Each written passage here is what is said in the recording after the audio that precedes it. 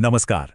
चलिए आज बात करते हैं उत्तर कोरिया के हालिया मिसाइल लॉन्च की और ये समझने की कोशिश करते हैं कि रूस के साथ उसकी जो नई दोस्ती पनप रही है वो पूरी दुनिया के लिए एक बड़ी चिंता का सबब क्यों बनती जा रही है। तो सारी कहानी शुरू होती है इस एक नंबर से 10। और ये कोई छोटा मोटा नंबर नहीं है, बल्कि एक बहुत बड़ी और हाल की घटना की तरफ इशारा कर रहा है। जी हाँ, 30 मई को उत्तर कोरिया ने एक के बाद एक लगभग 10 बैलिस्टिक मिसाइलें समुद्र की ओर दाग दी और इस एक कदम ने पूरी दुनिया का ध्यान अपनी तरफ खींच लिया।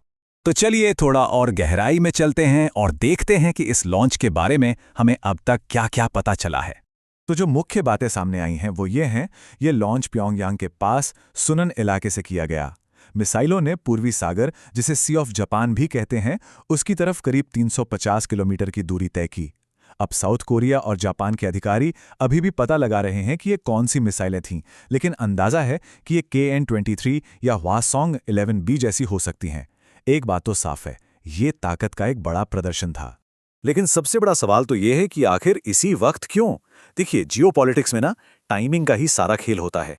ये लॉन्च ठीक उस वक्त हुआ जब अमेरिका और दक्षिण कोरिया अपना सालाना जॉइंट मिलिट्री अभ्यास कर रहे थे, जिसका नाम है फ्रीडम शील्ड। और उत्तर कोरिया के लिए ये अपनी नाराजगी दिखाने और एक सीधा-सीधा मैसेज भेजने का एक आजमाया हुआ तरीका है। प्योंगयांग इन मिलिट्री ड्रिल्स को हमेशा से अपने ऊपर हमले की तैयारी के तौर पर देखता आया है। वो इसे अपनी संप्रभुता पर सीधा खतरा मानते हैं और ये उनकी ऑफिशियल लाइन का एक अहम हिस्सा रहा है। और इस बार तो धमकी और भी सीधी थी। किम जोंग उनकी बहन किम योजोंग, जो कि बहुत प्रभावशाली मानी जाती हैं, उन्होंने एक बयान जारी किया और भयानक परिणामों की सीधी-सीधी चेतावनी दी। इससे इस लॉन्च की गंभीरता और भी बढ़ जाती है। ठीक है, तो अब ये समझते हैं कि उत्तर कोरिया इस तरह का खतरा पैदा करने की हिम्मत कहाँ से लाता है। उनकी मिलिट्री स्ट्रैटेजी में एक बड़ा ही दिलचस्प विरोधाभास है। ये स्लाइड उत्तर कोरिया की पूरी स्ट्रैटेजी को एक तस्वीर में दिखा देती है। हो सकता है उनकी पारंपरिक सेना, मतलब टैंक और जवान, उतने मजबूत ना हो, लेकिन जब बात मिसाइलों की आती है तो वो बहुत मजबूत हैं। इस स्लाइड में ये फर्क बिल्कुल साफ है। एक तरफ देखिए, उनके पास पुराने सोवियत जमाने के टैंक और जेट्स हैं और दूसरी तरफ एकदम मॉडर्न मिसाइलें, हवासोंग 18 जैसी ICBM यानी इंटरकॉन्टिनेंटल बैलिस्टिक मिसाइलें। ये वो मिसाइलें हैं जो एक महाद्वीप से दूसरे महाद्वीप तक मार कर सकती हैं और इन्हें बहुत तेजी से लॉन्च किया जा सकता है। ये एक क्लासिक असम्मत रणनीति है, मतलब अपनी कमजोरी की भरपाई किसी दूसरी बड़ी ताकत से करना। लेकिन कहानी यहीं खत्म नहीं होती, क्योंकि उत्तर कोरिया का ये मिसाइल प्रोग्राम अकेले आगे नहीं बढ़ रहा है। अब इस खेल में एक नया और बहुत बड़ा प्लेयर आ गया है और वो है रूस।